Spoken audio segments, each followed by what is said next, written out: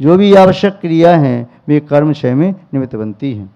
आचार्य कुंदकुंज स्वामी, आचार्य वीरसेन स्वामी इत्यादि आचार्यों ने भी इस संबंध में कहा है। संबंध के बारे में आचार्य कुंदकुंज स्वामी जी ने रेण सार में और आचार्य वीरसेन स्वामी जी ने धवला जी में लिखी है, कारिकाएँ लिखी हैं, टीका भी लिखी है। उन्होंने लिखा है, जैसे आप तत्वसूत्र में पढ़ते हैं पहले संबंध दर्शन ज्ञान चात्राणी मोक्ष मार्गा, तो सबसे पहला क्या है? संबंध दर्शन। और इधर भी लिया तो क्या कहा है यहाँ पर कि दानम पूजा मुखम उपवासम भव्यम खबरम्पि सम्मजुदम मोक्षम सम्मविणा दिए संसारम। आचार्य कुंदकुंज स्वामी जी ने लिखा, 10वीं गाथा है शायद, दान, पूजा, शील, उपवास ये सावक के 4 धर्म हैं। पहले 2 धर्म की बात कही है, दान पूजा मुखम सावे धम्बो न साव्या तीर्ण बिना झाणम जैणम जई धम्बो तम बिना ताहा सोभी। दान और पूजा श्रावक का धर्म है। यदि श्रावक दान नहीं देता है, पात्रों को पूजा नहीं करता भगवान की पंचपरमेष्ठी की, तो श्रावक नहीं है, वह श्रावक धर्म से च्युत है, पतित है। और जो साधु ध्यान नहीं करता, तत्चिंतन स्वाध्याय आदि नहीं करता, तो वह साधु भी अपने कर्तव्य से च्युत है, ऐसा मानना चाहिए। यहाँ जो कहा आचार्य वीरसेन स्वामी ने, दानम पूजा शील उपवासो सावे धम्बो, दान पूजा शील उपवास श्रावक का धर्म है, इसके बिना श्रावक नहीं होता। यहाँ पर आचार्य कुंदकुंज स्वामी ने भी 4 धर्म की व्याख्या करते हुए कहा है, दानम पूजा शील उपवासम भव्यम खबरम्पि। दान पूजा शील उपवास एवं बहुत प्रकार के छपन कहिए तो उपवास आदि, उग्निदर आदि भूख से कम भोजन करना, बहुत प्रकार के करो। यदि ये सम्मजुदम सम्यक्त के साथ हैं तो मोक्ष को देने वाले हैं। सम्म बिना दिए संसारम, सम्मत के बिना दिए संसार के कारण होते हैं। आगे भी लिखा है आचार्य पूजपा स्वामी जी ने पूजपा सावकाचार्य में, अधिष्ठानम भवीन्मूलम प्रासादानाम यथा पुनः तथा सर्वतानाम से मूलम सम्यक्त मुच्यते। जिस प्रकार किसी भी भवन की स्थापना बिना नींव के नहीं होती, नींव खोदी जाती है तब भवन बनाया जाता है, बिना नींव के भवन ढह जाएगा, वैसे ही सभी व्रतों का कल्याण का कोई मूल है, बीज है। अधिष्ठानम भवित मूलम प्रासादानाम यथा पुनः, तो वह सम्यक्त उच्यते। सर्वतानाम मूलम, सभी व्रतों का मूल भी सम्यक दर्शन कहा जाता है। कोई वृक्ष है, वृक्ष बीज के बिना, जड़ के बिना नहीं होता, ऐसी सम्मत के बिना कोई धर्म नहीं होता। आचार्य समन्त स्वामी जी ने लिखा है, दर्शन मूल ज्ञान चारिता साधमान वर्षते। चारित्र और ज्ञान से ज़्यादा सम्मान को, महत्ता को प्राप्त होता है दर्शन। दर्शनम कर्णधारम तन मोक्ष मार्गे प्रचक्षते। इसलिए शंभो दर्शन को खेवटिया की तरह से मोक्ष मार्ग में कहा है। और भी शंभो की महिमा आचार्यों ने विस्तार से कही। आचार्य अमृतगति स्वामी जी ने अमृतगति शावकाचार्य में, आचार्य बसवंती स्वामी जी ने बसवंती शावकाचार्य में, आचार्य बसवंती महाराज पूर्व में हुए, आप ही नहीं कह, हम कह रहे हैं अपने बारे में कह रहे हैं, ऐसा नहीं समझना। लगभग 1000 वर्ष पहले आचार्य बसवंती स्वामी हुए, उन्होंने बसवंती शावकाचार्य आदि ग्रंथों का लेखन किया और भी ग्रंथ लिखे। जहाँ सम्मुक्त के 8 अंगों का कथन किया उन्होंने, रणवोकार महात्मा आदि ग्रंथ लिखे और कई ग्रंथों का लेखन उन्होंने किया। तो उन्होंने भी सम्यक्त को मुख्य बताया कि बिना सम्यक्त के अन्य व्रत आदि सब मोक्ष मार्ग के कारक नहीं है। पुण्य दे सकते हैं और पुण्य के फल से नर सुख और सुर सुख दे सकते हैं, किंतु मोक्ष का मार्ग नहीं दे सकते। तो यहाँ पर बताया आचार्यों ने। तो सम्यक्त के बारे में यह श्लोक नंबर 6 आपने देखा कि सम्यक्त मुक्ति हेतु भी अकल्प्यो। मुक्ति का हेतु वह व्रत नहीं बन सकता जो सम्यक्त से रहित है। सम्यक्त से रहित कोई भी क्रिया, कोई भी अनुष्ठान, कोई भी अधिष्ठान, कुछ भी है, सम्यक्त के बिना तो वो सही नहीं। इसीलिए आचार्य समन्त स्वामी ने यहाँ तक कह दिया, एक बहुत बड़ी बात कह दी गृहस्थो मोक्ष मार्गस्थो नमो हो नैव मो भवान अनगारो ग्रहिष्यान नमो हो मोहिनो मुझे। गृहस्थो यदि गृहस्थ सम्यक दृष्टि है तो मोक्ष मार्गी है, और कोई साधक वह सम्यक दृष्टि नहीं है, दिगंबर अवस्था को प्राप्त भी कर लिया किंतु मिथ्या दृष्टि है और खूब तप भी कर रहे, चार्त का पालन कर रहे, तो शिव पुण्डितों कमा रहे, कर्म की उस निजरा कंचित हो रही है किंतु वे मोक्ष मार्गी नहीं है। गृहस्थ सम्यक दृष्टि जीव गृहस्थ भी हो, सम्यक दृष्टि गृहस्थ भी हो तो उसे कथनचित मोक्ष मार्गी कहा जा सकता है, मोक्ष मार्ग के सन्मुख है। किंतु साधक अवस्था में मोक्ष सम्यक दृष्टि नहीं है तो मोक्ष मार्ग और उसकी पीठ है। नमो हो नैव, कौन? नमो ही ग्रस्त सम्यक दृष्टि है। मोहवान मुनि, जो मोह से सहित मिथ्यात से सहित यदि साधु है तो मोक्ष मार्गी नहीं है। तो इस प्रकार सम्यक की महत्ता अनेकों आचार्यों ने विस्तार से बताई है। और तो वो टोडरमल जी ने मोक्ष मार्ग प्रकाशक लिखा ग्रंथ, वह प्रमाणिक नहीं माना जाता। क्यों? क्योंकि वो मोक्ष मार्ग प्रकाशक ग्रंथ लिखने का संकल्प लिया था और वो पूरा ग्रंथ लिख नहीं पाए। मोक्ष मार्ग का पहला पाया सम्यक दर्शन लिखा, सम्यक ज्ञान का व्याख्यान किया नहीं, सम्यक शास्त्र का व्याख्यान किया नहीं, उसके पहले दिवंगत हो गए। अधूरा ग्रंथ अपने आप में अप्रमाणिक होता है, अधूरी बात अप्रमाणिक होती है। अब आप क्या कहना चाह रहे हैं? ये आम रास्ता, अब क्या कह रहे है या नहीं? ये आम रास्ता यदि है लिख दिया किसी ने तो आम रास्ता है, अगर नहीं है ही नहीं आम रास्ता, और नहीं लिख दिया तो कोई जाएगा नहीं वहाँ पर। तो अधूरी बात, जब भी कोई बात अधूरी कहता है तो अधूरी बात से समग्र और सम्यक तत्वबोध नहीं होता कि सामने वाला क्या कहना चाहता है। इसलिए मोक्ष मार्ग प्रकाशक श्रेष्ठ और बुद्धिजीवी विद्वानों के द्वारा प्रमाणिक नहीं माना जाता। एकांतवादी मानते हैं किंतु उसमें भी माना है कि सम्यक दृष्टि मोक्ष मार्गी नहीं है, मोक्ष मार्गी हो सी, मोक्ष मार्गी होगा, है नहीं होगा। आचार्य ब्रह्मदेव सूरी या देवचंद सिद्धांति देव या योगेंद्र देव या जिनसेन आचार्य, जयसेन आचार्य, रविशेन आचार्य, कुंद आचार्य, सभी आचार्यों ने सम्यक की महिमा तो खूब विस्तार से गाई। किसी के पास अरबों खरबों की संपत्ति हो, करोड़ों की नहीं, अरबों खरबों की और ज़्यादा संपत्ति हो, चक्रवर्ती का वैभव भी हो, अरबों खरबों की संपदा, उदय अस्त और राज, उसका राज्य उदय से लेकर अस्त तक, सुबह से शाम तक, शाम से सुबह तक। अंग्रेजों का शासन जब भारत में था तो ऐसा कहते थे कि दिन में भी और रात में भी उदय अस्त और राज है, उनका सूर्य कभी अस्त नहीं होता। यहाँ अस्त हुआ तो वहाँ उदय हो गया, वहाँ अस्त तो यहाँ उदय है। तो ऐसा भी वैभव प्राप्त कर लिया किंतु जीवन में सम्यक दर्शन नहीं है तो वह सब बेकार है, उसकी संपत्ति भी बेकार है। कैसी संपत्ति है?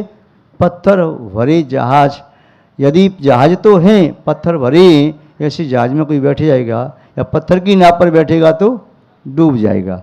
तो ऐसे ही सम्यक के बिना जो कुछ भी है सब व्यर्थ ही जानना चाहिए।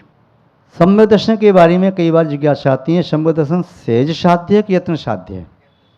ठीक है, तो सम्यक दर्शन यत्न साध्य भी है, सहज साध्य भी है। सम्यक चारित्र यत्न साध्य भी है, सहज साध्य भी है। सम्यक ज्ञान यत्न साध्य भी है, सहज साध्य भी है। कैसे? आपने कहा कि सम्यक चारित्र यत्न साध्य, बात समझ में आती है। सम्यक ज्ञान यत्न साध्य है, साध्य करो, बात समझ में आती है, पर सम्यक दर्शन यत्न साध्य कैसे है? आप जानते हैं जब तक कषायों का समन नहीं होगा मिथ्यात्व को समित नहीं किया जा सकता। जिसके जीवन में कषायों का उद्रेक है ऐसी आत्मा कषाय को मिथ्यात्व को वश में नहीं कर सकती। तो यत्न साध्य अपनी कषायों को समित करना। कषाय समित होती जाएंगी तो मिथ्यात्व ही मंद पड़ता जाएगा। फिर काल लब्धि आदि के निमित्त से वह जीव सम्यक्त्व को प्राप्त कर पाएगा।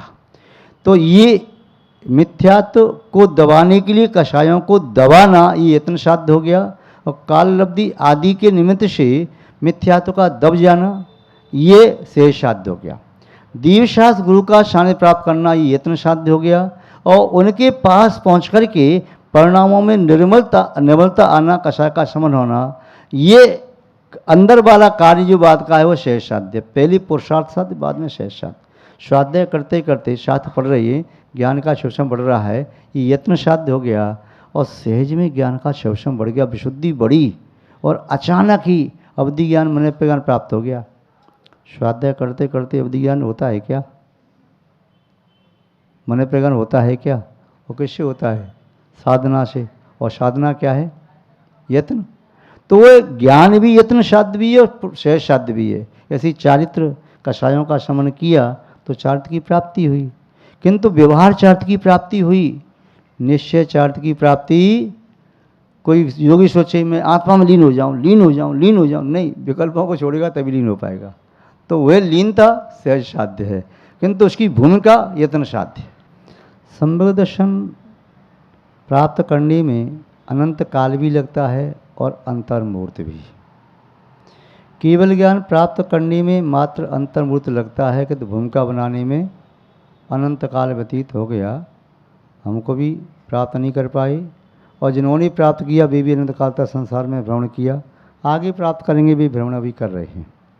सम्यक दर्शन के लिए जो 5 लब्धियाँ होती हैं, छवशम, विशुद्धि, देशण, पाव, कर्ण लब्धि है। छवशम लब्धि, विशुद्धि लब्धि, देशण लब्धि, प्रायोग लब्धि, कर्ण लब्धि। जब मिथ्यात्व आदि की स्थिति अंतर कूड़ा-कूड़ी सागर रह जाती है, तब जीव यह सम्यक को प्राप्त करने की योग्यता प्राप्त करता है। फिर उसकी विशुद्धि बढ़ती है, फिर कहीं उसी समय देवशास्त्र गुरु की देशना प्राप्त हो जाए, फिर उसके परिणाम योग्य होते हैं, प्रायोग योग्यता प्राप्त होती है। फिर उसके बाद 3 कर्ण करता है, अदय कर्ण, अपूर्व कर्ण, अनुवृत्ति कर्ण, फिर सम्यक प्राप्त करता है। सम्यक तो सरल भी है और सम्यक तो बहुत कठिन भी है। अभव्य जीव के लिए तो असंभव है। भव्य जीव के लिए यदि कर्म का तीव्र उदय संस्कार चल रहा है तो बड़ा कठिन है, और जिसने संस्कार प्राप्त करके अभ्यास किया है उसके लिए बड़ा सहज भी हो जाता है। कषाय की मंदता जिसकी है और देवशास्त्र गुरु का सानिध्य मिल गया तो सम्यक तो प्राप्त करना बड़ा सहज और सरल हो जाता है।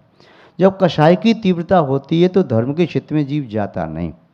आपने जैसे अभी कहा कि शायद हम संवोषण में भी कई बार गए होंगे, आपने कहा शायद हम कई बार मुनि भी बने होंगे, किंतु हम ये भी कहें शायद को, शायद हम कभी संवोषण में नहीं गए होंगे, शायद हम कभी मुनि नहीं बने होंगे, ये भी तुम कह सकते हैं।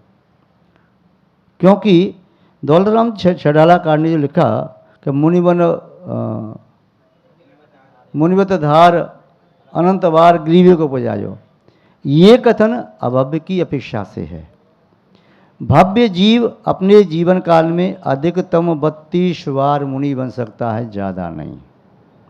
यदि वह एक बार भी संवेद शंकर जी की वंदना करके आ गया तो 48 भाव से ज़्यादा नहीं ले सकता। यदि उसने एक बार भी मुनि महाराज को भाव सहित आहार दिया है तो 7-8 भाव से ज़्यादा नहीं ले सकता। यदि उसका एक बार भी सिद्ध क्षेत्र पर मरण हुआ है तो नियम से भव्य है, ज़्यादा भाव नहीं लेगा। यदि उसने संवोषण की भाव सहित एक बार भी वंदना की है तो भाव ज़्यादा नहीं ले सकता। तो बात यह है कि जैसा माहौल होता है, देखो जब व्यापारी व्यापार कर रहे हैं ना, जिस चीज़ का व्यापार वहाँ चलता है तो उस व्यापार को करना सरल है। जिस वस्तु की फैक्ट्री आप यहाँ लगा रहे हैं उसका रॉ मटेरियल यहाँ पर है और उस फैक्ट्री में काम करने वाली लेबर भी है और उस माल को कंज्यूम करने वाले वहाँ पर कंज्यूमर भी हैं, कस्टमर्स आपके पास हैं, तो वहाँ फैक्ट्री लगाना बड़ा सरल है। किंतु जहाँ पर उस वस्तु को बनाने का रॉ मटेरियल नहीं है, उस माल को बनाने वाले कोई लेबर नहीं है और उस माल को ग्रहण करने वाले नहीं है, तो वहाँ पर उस वस्तु की फैक्ट्री लगाना तो दूर, एक वस्तु बनाना भी असंभव जैसा है। तो सम्यक दृष्टियों के बीच में रह करके सम्यक की भूमिका बनती है, मिथ्या दृष्टियों के बीच में सम्यक की भूमिका नहीं बन पाती। रही बात ये कि हम अनंत काल से हमारा बहुभाग, अनंत काल का अनंतवां भाग हमारा व्यवहार राशि में गया है, अनंतवां भाग, अन्यथा बहुभाग हमारा निगोद में गया है।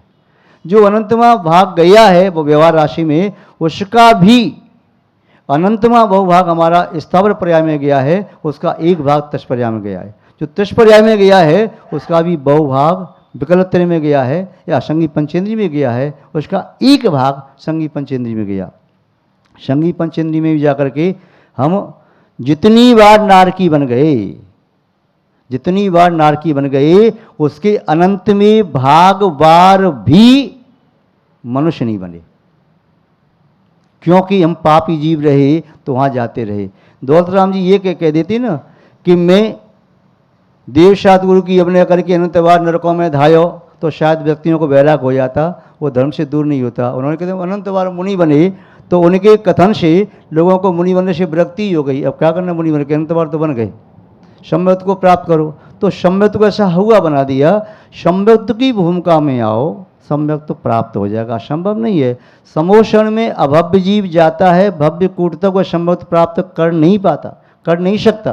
किंतु भव्य जीव समोषण में जाता है तो मोक्षली जीव सम्यक दृष्टि जाते हैं।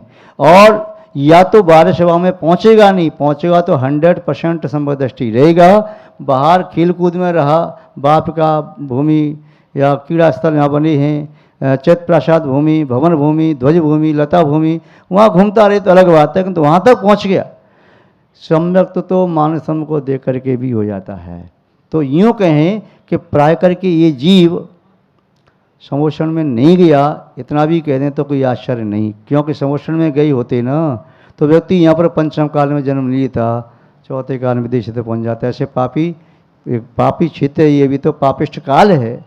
यहाँ पर जिस जीव के परिणाम आज इस पंचम काल में देव दर्शन के, गुरु सेवा के और स्वाध्याय के बन रहे हैं, तो निस्संदेह वह जीव चूक गया, अंततः वह तो विदेश से जाकर के मोक्ष प्राप्त कर सकता था। तो सम्यक तो प्राप्त होता है, आज भी होता है, कल भी होता था, और आज भी सम्यक दर्शन दुर्लभ है, कल भी दुर्लभ था और कल भी दुर्लभ रहेगा। दोनों अपेक्षा अलग अलग हैं। तो सम्यक दर्शन को प्राप्त करने के लिए सम्यक की भूमिका में रहें। कुएं के पास बैठे रहोगे तो पानी कभी न कभी पी ही लोगे, नदी किनारे रहोगे तो नदी से पानी पी लोगे, अवगान कर ही लोगे, पुष्प वाटिका में रहोगे तो पुष्प की गंध का आभास कभी न कभी हो ही जाएगा, उपयोग आपका चेंज होगा तो पुष्पों की सुगंधी आएगी ही आएगी। वृक्ष के नीचे रहोगे तो छाया का लाभ मिल ही जाएगा, और इनसे दूर रहोगे। सम्यक्त के आयतन 3 हैं, देव शास्त्र गुरु, इनको छोड़ करके सम्यक्त तो कहीं और जगह मिलता नहीं तीनों लोकों में, और इनके पास आ गई तो सम्यक्त दृष्टि में बन ही जाता है, अन्यथा इनके पास ज़्यादा रह नहीं पाता। चिंतामणि चिंतित वस्तुदानी तो आबंध मानस वास देवी, जिनवाणी के ज्ञान से सूझे लोकालोक, सो वाणी मस्तो दोनों सदा दे तुम थोक। हे जिनवाणी भारती तो जपोंत ने, जो तेरी शरणा का सो पाश। देव भजू अरियंत को गुरु सेवा निग्रंथ, दया धर्म पालू सदा यही मोक्ष का पंथ। सब मंत्रों का सार है महामंत्र नवकार, याते हम सब मिल जपें रमोकार नौबार।